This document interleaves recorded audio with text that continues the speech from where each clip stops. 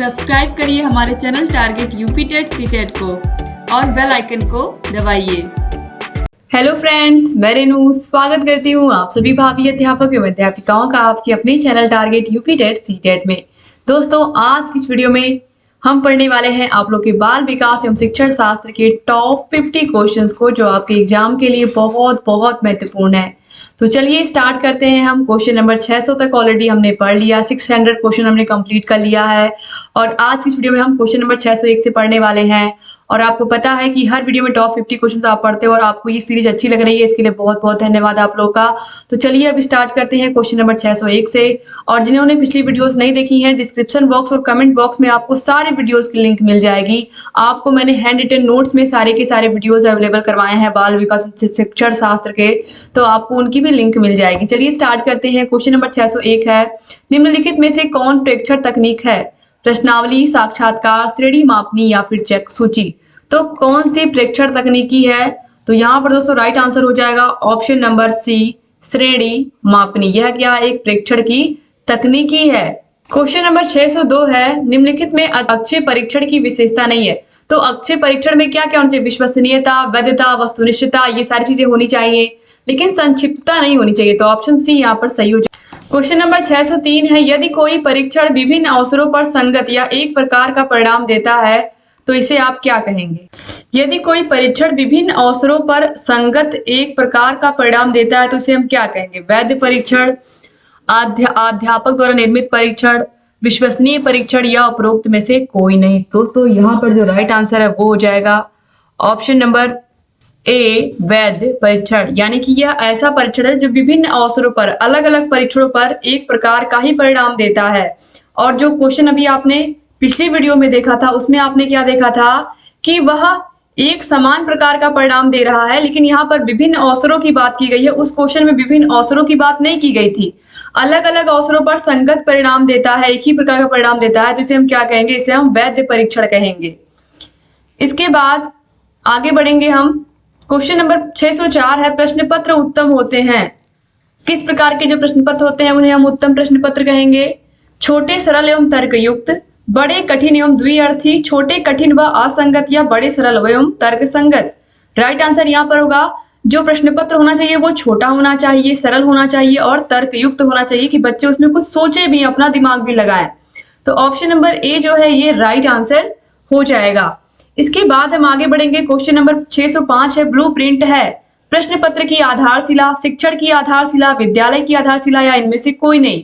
तो जो ब्लूप्रिंट होता है यह प्रश्न पत्र की आधारशिला होती है, यानी कि जो प्रश्न पत्र होता है, क्वेश्चन पेपर होता है, उसका बेस होता है।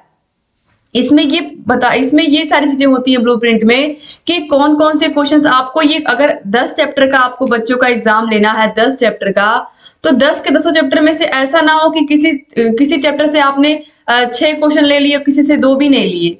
तो इस तरीके से इसका ख्याल रखना है कि सारे के सारे चैप्टर्स आप क्या करो, कवर करो, हर चैप्टर से क्वेश्चन जरूर एग्जाम में पूछो। तो ये होता है ब्लूप्रिंट। क्वेश्चन नंबर 606 है, मूल्यांकन द्वारा पता चलता है छात्र के मानसिक विकास का, छात्र की शैक्षिक स्थिति तथा प्रगति का, छात्र के सामाजिक विकास का या छात्र की सोच का। तो मूल्यांकन के द्वारा जो पता चलता है छात्र की शैक्षिक स्थिति व प्रगति का। क्वेश्चन नंबर 607 है, मूल्यांकन के द्वारा छात्र अपनी कमजोरियों को जान जाते हैं, छात्र कक्षा में प्रतिस्पर्धा करते हैं, छात्र अपनी योग्यता में सुधार लाने का प्रयास करते हैं या उपयुक्त सभी लाभ प्राप्त करते हैं। तो मूल्यांकन के द्वारा छात्र क्या करते हैं? अपनी कमियों का भी पता लगाते हैं, कक्षा में प्रतिस्पर्धा की भावना भी होती है और योग्यता में सुधार लाने का भी प्रयास करते हैं बच्चे, और अच्छा करने का प्रयास करते हैं। तो ऑप्शन नंबर डी उपरोक्त सभी यह राइट आंसर हो जाएगा। क्वेश्चन नंबर 608 पर आते हैं, मूल्यांकन में दी जाती है शैक्षिक प्रगति की प्रेरणा, भाषण की प्रेरणा, खाने पीने की प्रेरणा या इनमें से कोई नहीं। तो मूल्यांकन में क्या दी जाती है? शैक्षिक प्रगति की प्रेरणा। तो ऑप्शन नंबर ए जो है ये राइट आंसर हो जाएगा। इसके बाद आगे बढ़ते हैं। क्वेश्चन नंबर 609 है, मापन होता है मात्रात्मक, गुणात्मक, मूल्यात्मक या तुलनात्मक। तो जो मापन होता है वो क्या होता है? मात्रात्मक होता है। तो ऑप्शन नंबर ए जो है ये राइट आंसर हो जाएगा। इसके बाद क्वेश्चन नंबर 610 है, मूल्यांकन के पक्ष होते हैं 3, 4, 5 या 2। तो मूल्यांकन के 3 पक्ष होते हैं, संज्ञानात्मक, भावात्मक और क्रियात्मक पक्ष। तो यहाँ पर ऑप्शन नंबर ए जो है ये सही हो जाएगा। क्वेश्चन नंबर 611 पर आते हैं। आंतरिक मूल्यांकन है शिक्षा परिषद द्वारा मूल्यांकन, अध्ययनरत विद्यालय के अध्यापक द्वारा मूल्यांकन, छात्रों द्वारा स्व मूल्यांकन या अध्यापकों के शिक्षण का मूल्यांकन। तो दोस्तों जो आंतरिक मूल्यांकन होता है यह जो विद्यालय में पढ़ने वाले बच्चे होते हैं उनके जो अध्यापक जो उनको विद्यालय में पढ़ा रहे हैं उन्हीं अध्यापक के द्वारा यह मूल्यांकन किया जाता है। आंतरिक मूल्यांकन यानी कि इंटरनल एग्जाम जो होता है बच्चों का, जो स्कूल में टीचर्स जो पढ़ाते हैं बच्चों को वही तो उनका एग्जाम लेते हैं, इंटरनल एग्जाम। तो यही यहाँ पर कहा गया है। क्वेश्चन नंबर 612 पर आते हैं। सतत मूल्यांकन में गुण निहित होता है नियमबद्धता का, निरंतरता का, अस्पष्टता का या अव्यवस्था का। तो जो सतत मूल्यांकन होता है दोस्तों इसमें जो सबसे अच्छा गुण होता है वो होता है निरंतरता का। तो ऑप्शन नंबर बी जो है ये सही हो जाएगा, क्योंकि जो सतत मूल्यांकन है वो निरंतर चलता रहता है। सतत का मतलब ये होता है कि निरंतर, कॉन्टिन्यू चलना। इसके बाद हम आगे बढ़ेंगे। क्वेश्चन नंबर 613 पर दैनिक मूल्यांकन लाभदायक है बालकों का ध्यान केंद्रित करने में। दैनिक मूल्यांकन मतलब प्रतिदिन मूल्यांकन, बालकों को तात्कालिक शैक्षिक स्थिति का पता लगाने में, कक्षा को अधिकाधिक तंग करने में या शिक्षक द्वारा अपने कर्तव्य का मूल्यांकन करने में। तो जो दैनिक मूल्यांकन होता है यह बच्चों की तात्कालिक शैक्षिक स्थिति क्या है इसका पता लगाने में मदद करता है। तो ऑप्शन नंबर बी जो है इसे, यानी कि बच्चा प्रेजेंट में कितना अच्छा है, कौन से विषय में अच्छा कर रहा है, कौन से विषय में अच्छा नहीं कर रहा है। क्वेश्चन नंबर 614 पर आते हैं। मूल्यांकन में गुणात्मक पक्ष का मापन करते हैं साक्षात्कार एवं अवलोकन के द्वारा, छात्रों के गुणों के स्पर्श द्वारा, लिखित परीक्षा द्वारा या मौखिक परीक्षा द्वारा। दोस्तों मूल्यांकन में जो गुणात्मक पक्ष है इसका मापन हम कैसे करते हैं, साक्षात्कार व अवलोकन के द्वारा। तो ऑप्शन नंबर ए जो है ये सही हो जाएगा। इसके बाद हम आगे बढ़ेंगे। क्वेश्चन नंबर 615 पर आते हैं। सतत एवं व्यापक मूल्यांकन के मध्य अंतर है शिक्षण शक्ति का, पाठ्य वस्तु का, समय का या उद्देश्य का। तो सतत एवं व्यापक मूल्यांकन के मध्य अंतर क्या है, तो आप ध्यान दीजिए दोनों का जो अंतर होता है वो होता है उद्देश्य का। जो सतत होता है उसमें हम बच्चों की शैक्षिक प्रगति का को उद्देश्य मान के चलते हैं, और जो व्यापक मूल्यांकन होता है इसमें बच्चे का संपूर्ण व्यक्तित्व हम देखते हैं। तो दोनों के उद्देश्य में अंतर होता है। तो जब एक दूसरे को मिला करके हम मापन करते हैं तो इससे बच्चे का सर्वांगीण विकास होता है।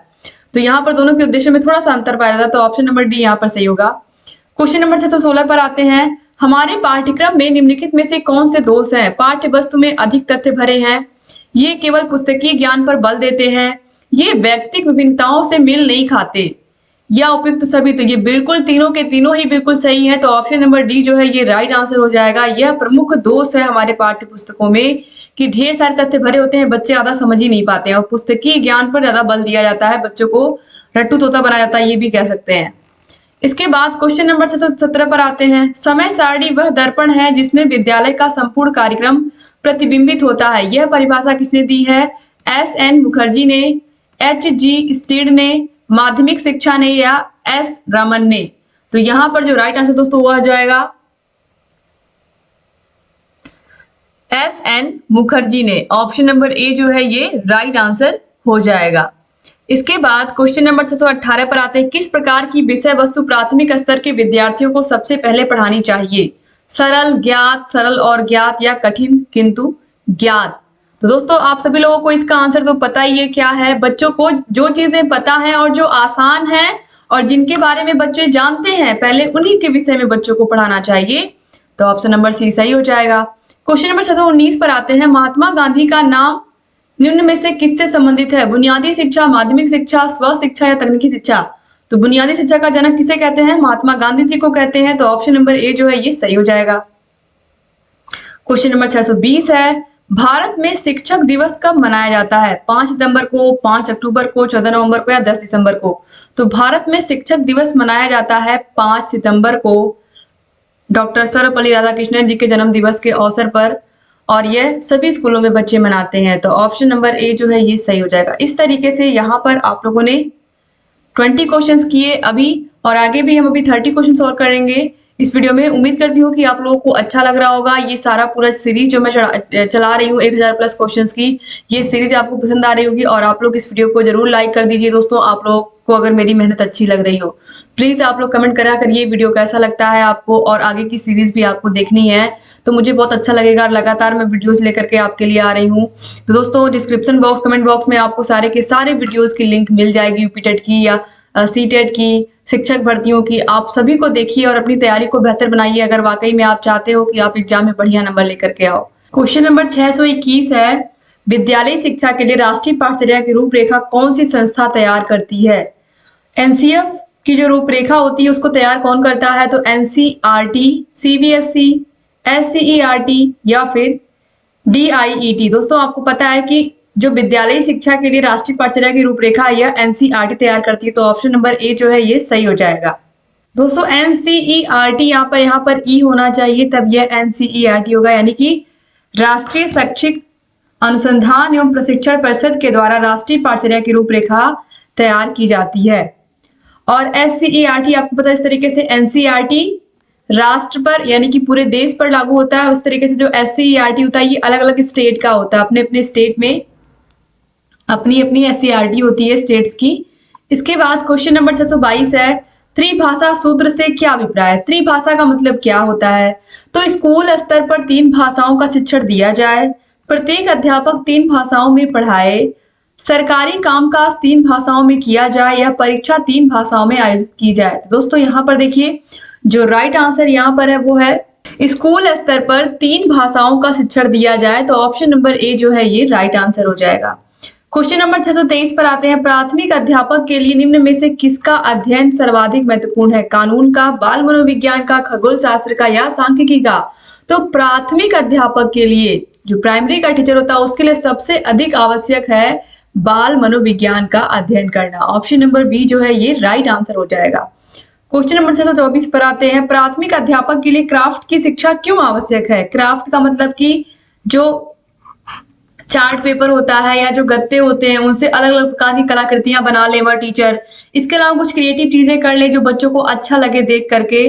तो यह क्यों सीखना जरूरी है टीचरों के लिए? खासकर प्राथमिक के सहायक सामग्री तैयार करने में ये काम आते हैं, अतिरिक्त आय का साधन होते हैं, अध्यापकों को व्यस्त रखने में सहायक होते हैं, अध्यापकों के मनोरंजन के लिए। दोस्तों यह सहायक शिक्षण सामग्री तैयार करने के लिए जरूरी होता है। जो बच्चों को हम पढ़ाते हैं उनको कैसे इंटरेस्टिंग बना के कोई भी चैप्टर पढ़ाएं, इसके लिए हमें जो क्राफ्ट की शिक्षा है वो आनी ही चाहिए, या फिर ये कहें कि क्राफ्ट की हमें थोड़ी बहुत जानकारी क्राफ्ट के बारे में होनी चाहिए। क्वेश्चन नंबर 625 पर आते हैं, जॉन ड्यूबी निम्नलिखित में से किस विचारधारा के शिक्षा शास्त्री थे? प्रयोजनवाद, आदर्शवाद, प्रगतिवाद या प्रकृतिवाद? तो जॉन ड्यूबी आपको पता है प्रयोजनवाद के शिक्षा शास्त्री थे, और यह क्वेश्चन कई बार इस सीरीज में आ चुका है पहले भी। जिन लोगों ने पहले से देखा है इसको उनको पता होगा ये क्वेश्चन का आंसर।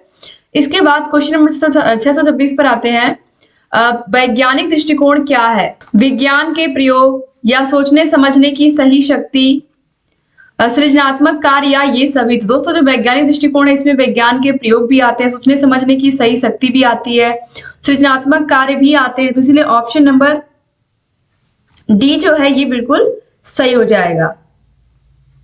इसके बाद आगे बढ़ते हैं, क्वेश्चन नंबर 627 है, शिक्षा क्या है? शिक्षा एक पुस्तक है, शिक्षा एक व्यवसाय है, शिक्षा वह है जो केवल शिक्षकों से मिलती है, या शिक्षा ज्ञान तथा अनुभव है? तो आप सभी को इसका आंसर पता है, शिक्षा क्या है? ज्ञान और अनुभव है। हमें नॉलेज भी मिलती है और हमें एक्सपीरियंस भी मिलता है।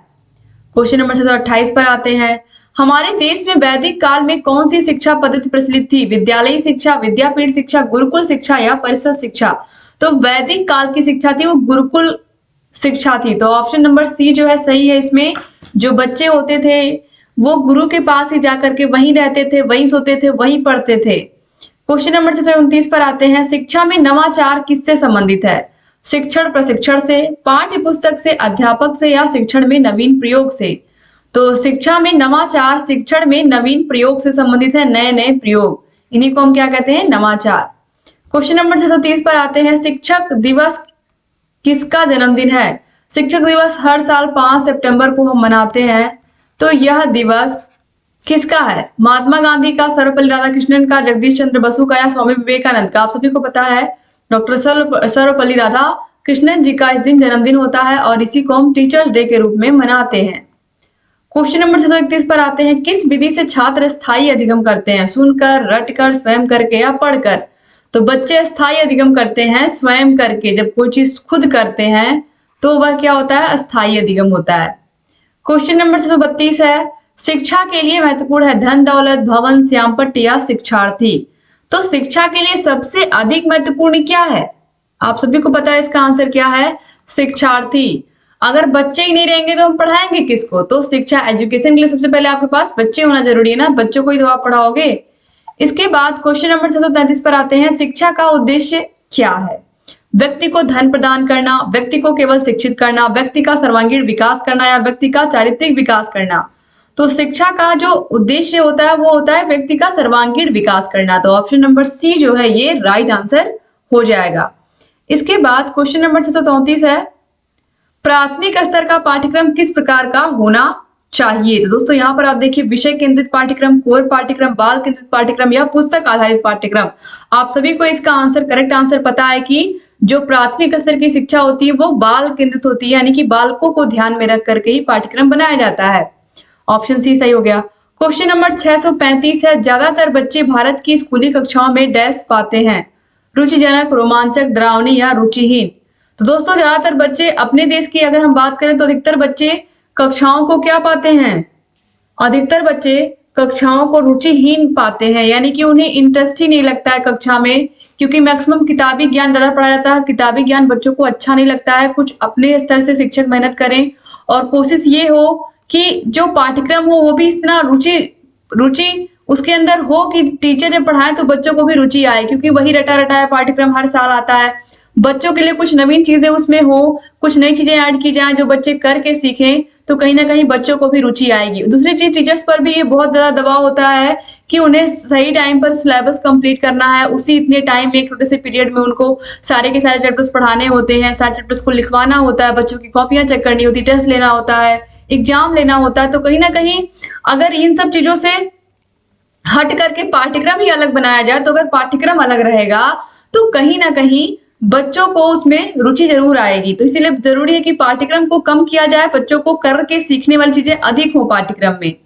ऑप्शन डी सही हो जाएगा। क्वेश्चन नंबर 636 पर आते हैं, आपकी समझ से थिएटर इन एजुकेशन का मतलब क्या है? थिएटर इन एजुकेशन, बच्चों द्वारा नाटक करना, बड़ों द्वारा बच्चों के लिए नाटक करना, सीखने की प्रक्रिया को जीवंत बनाना या शिक्षक और विद्यार्थियों द्वारा मिलकर नाटक करना? तो दोस्तों यहाँ पर राइट आंसर हो जाएगा ऑप्शन नंबर सी, सीखने की प्रक्रिया को जीवंत बनाना। यही होता है theatre in education. Question number 637 है, विद्यार्थी मुख्यतः प्रभावित होते हैं शिक्षक के व्यक्तित्व से, विषय वस्तु पर स्वामित्व से, प्रधानाचार्य के साथ उनके संपर्क से या छात्रों की मदद करने से?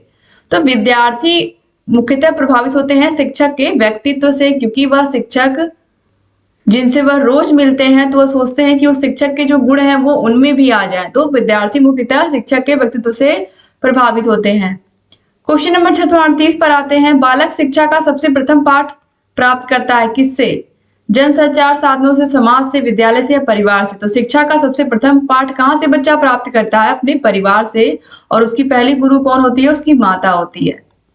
क्वेश्चन नंबर 639 पर आते हैं, ऑपरेशन ब्लैक बोर्ड उस अभियान का सांकेतिक नाम क्या है? प्राथमिक विद्यालयों में मूलभूत सुविधाएं उपलब्ध करवाना, श्यामपट्टी की सुविधा उपलब्ध करवाना, शिक्षकों द्वारा श्यामपट्टी के सही प्रयोग हेतु प्रशिक्षण प्रदान करना या प्रत्येक बच्चे को शिक्षा प्रदान करना? तो ऑपरेशन ब्लैक बोर्ड अभियान का सांकेतिक नाम क्या है? तो प्राथमिक विद्यालयों में मूलभूत सुविधाएं उपलब्ध करवाना, जिसमें कि कम से कम एक स्कूल में 2 शिक्षक और 2 कमरे तो होने ही चाहिए।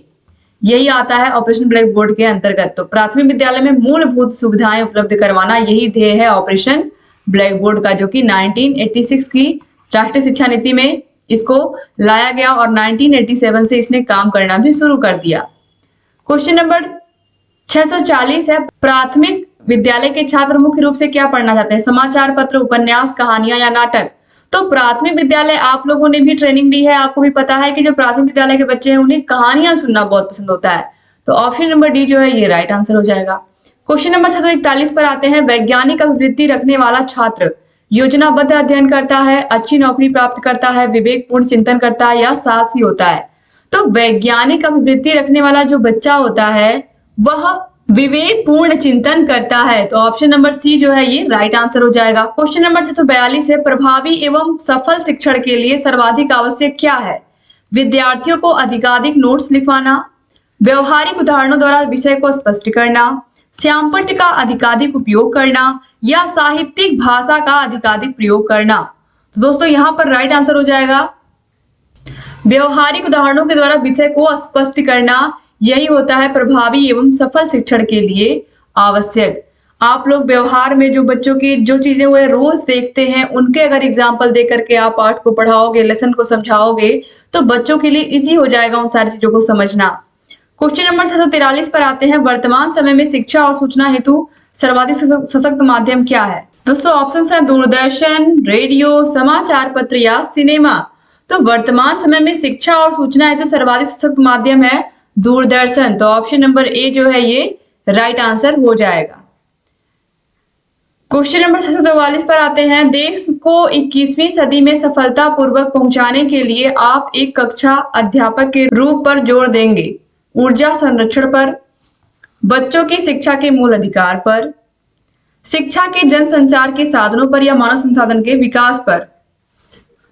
तो देश को 21वीं सदी में सफलतापूर्वक पहुंचाने के लिए आप एक कक्षा अध्यापक के रूप में जोर देंगे ऊर्जा के संरक्षण पर, बच्चों की शिक्षा के मूल अधिकार पर, शिक्षा के जनसंचार साधनों पर या मानव संसाधन के विकास पर?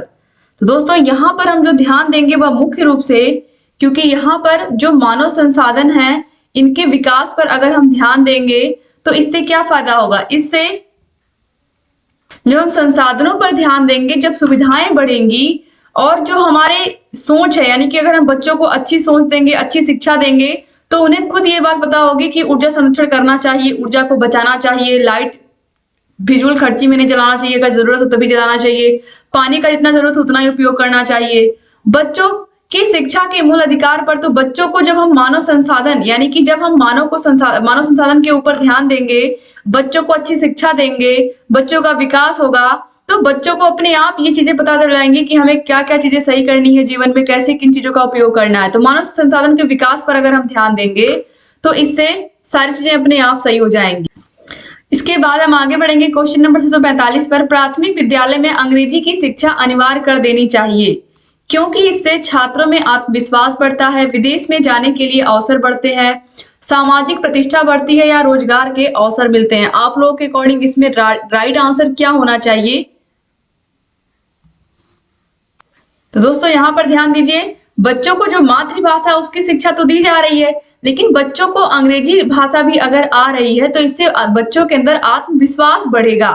और अगर कहीं किसी ऐसी कंट्री में गए, आपको पता है कि जो आज इंग्लिश है वो क्या बन गई, फॉरेन लैंग्वेज, या ये कहें कि एक माध्यम बन गया है, लगभग इंग्लिश मैक्सिमम देशों के लोग समझते हैं, जानते हैं। तो बच्चों को अगर इंग्लिश की शिक्षा आपने दी है उनकी मातृभाषा के साथ साथ, तो इससे बच्चों के अंदर कॉन्फिडेंस आता है कि कोई भी अगर उनसे अंग्रेजी में बात करेगा तो वो भी उससे बात कर लेंगे। क्वेश्चन नंबर 646 पर आते हैं, विद्यार्थियों के अधिगम का मूल्यांकन प्रमुख रूप से होना चाहिए सतत एवं व्यापक प्रक्रिया से, प्रत्येक सत्र के अंत में, प्रत्येक पाठ के अंत में या वार्षिक प्रक्रिया से? तो जो विद्यार्थियों का अधिगम का मूल्यांकन है वो सतत और व्यापक प्रक्रिया से होना चाहिए। तो ऑप्शन नंबर ए जो है ये राइट आंसर हो जाएगा। क्वेश्चन नंबर 647 है, कभी कभी विद्यार्थी प्राथमिक विद्यालय को पसंद नहीं करता है, इसका क्या रीजन है? कि बच्चा स्कूल को पसंद ही नहीं कर रहा है, परीक्षा में अनुत्तीर्ण होने के भय से, अध्यापक द्वारा दंडित होने पर, या फिर आनंदमय अधिगम न होने पर, या अनाकर्षक विद्यालय वातावरण के होने पर? तो दोस्तों यहाँ पर जो राइट आंसर है वो है आनंदमय अधिगम ना होने पर, यानी कि उसके पढ़ाई में इंटरेस्ट ही नहीं आ रहा, उसे अच्छा ही नहीं लग रहा है पढ़ाई, उसको पसंद ही नहीं आ रही है, इसीलिए वह विद्यालय आना पसंद नहीं कर रहा है। क्वेश्चन नंबर 648 है, प्राथमिक स्तर के शिक्षण का सबसे अच्छा तरीका क्या होता है? परंपरागत श्यामपट्ट और चौक विधि, स्वयं सीखना, प्रयोगात्मक विधि या खेल विधि? तो प्राथमिक स्तर पर बच्चों को सिखाने का सबसे अच्छा तरीका है खेल विधि। तो ऑप्शन नंबर डी जो है ये राइट आंसर हो जाएगा। इसके बाद क्वेश्चन नंबर 649 पर आते हैं, आपके विचार में शिक्षण अधिगम प्रक्रिया का सर्वाधिक महत्वपूर्ण घटक कौन है? शिक्षक, कक्षा, वातावरण, शिक्षार्थी या अधिगम सामग्री। तो आप सभी लोगों को पता है कि इसमें राइट आंसर क्या होगा, शिक्षार्थी। क्योंकि सीखना किसको है, शिक्षार्थी को। ये स्कूल किसके लिए बनाया गया, शिक्षार्थी के लिए। टीचर किसको पढ़ाने आते हैं, शिक्षार्थी को। सारी व्यवस्था किसके लिए बनाई गई है, स्टूडेंट्स के लिए, शिक्षार्थियों के लिए। तो इसीलिए सबसे अधिक महत्वपूर्ण भी कौन होगा, शिक्षार्थी तो होगा। अब इसके बाद दोस्तों आगे बढ़ेंगे हम। क्वेश्चन नंबर 650 है। क्वेश्चन नंबर 650 को पढ़ाने से पहले एक बार फिर से मैं आपको याद दिला दूं कि सारे वीडियोस की लिंक आपको डिस्क्रिप्शन बॉक्स और कमेंट बॉक्स में मिल जाएगा। और कमेंट बॉक्स में आपको वीडियोस कैसे लग रहे हैं कमेंट करके बताना मत भूलिए दोस्तों। यहाँ ऊपर आई बटन पर भी क्लिक करके आपको सारे वीडियोस की लिंक मिल जाएगी। और इस वीडियो को अपने कॉलेज फ्रेंड्स को प्लीज शेयर कर दिया करें। आप लोग वीडियो को शुरू होने से पहले शेयर कर दिया करें, ताकि आपके साथ के आपके दोस्त, आपके बंधु आकर के साथ में आपके साथ पढ़े। और दोस्तों अगर अभी तक आपने चैनल को सब्सक्राइब नहीं किया तो प्लीज सब्सक्राइब कर दीजिए, ताकि जो भी नई वीडियोस हम बनाते हैं उन सभी का नोटिफिकेशन आपके पास सबसे पहले पहुंचे। तो उसके लिए आपको बेल आइकन को जरूर प्रेस करना पड़ेगा। तो चलिए स्टार्ट करते हैं क्वेश्चन नंबर 650 को। तो चलिए 650 नंबर क्वेश्चन पढ़ लेते हैं। उसके बाद यहाँ पर आपके आज टॉप 50 क्वेश्चंस कंप्लीट हो गए। तो चलिए देखते हैं यहाँ पर। शिक्षक को बालक के स्तर तक आना होगा। बाल केंद्रित शिक्षा का क्या अभिप्राय है। शिक्षक को बालक के स्तर तक आना होगा। ज्ञान को लघु पदों में बांटकर, जिससे बालक सरलता से सीख सकता है। पाठ के कठिन बिंदुओं को हटा देना, या अध्ययन करते हुए कि बालक कैसे पढ़ेगा तथा सीखने की परिस्थितियां उत्पन्न करना। तो दोस्तों यहाँ पर जो राइट आंसर है वो है ऑप्शन नंबर डी, यानी कि बच्चा कैसे पढ़ेगा और उसके सीखने के लिए परिस्थितियां आप किस तरीके से उत्पन्न करोगे कि बच्चा आसानी से सीखे जो आप सिखा रहे हो। तो ये ऑप्शन डी जो है इसमें सही हो जाएगा। इस तरीके से यहाँ पर फिर आपने टॉप 50 क्वेश्चंस पढ़ लिए। उम्मीद करती हूँ सीरीज आपको पसंद आ रही होगी और आप लोग इस वीडियो को जरूर शेयर करेंगे। तो दोस्तों बने रहिए चैनल से, सारे वीडियोस को भी देखते रहिए और जहां कहीं कोई भी समस्या है हमसे बताते रहिए। एक बार फिर से आप सभी का बहुत बहुत धन्यवाद दोस्तों। जय हिंद।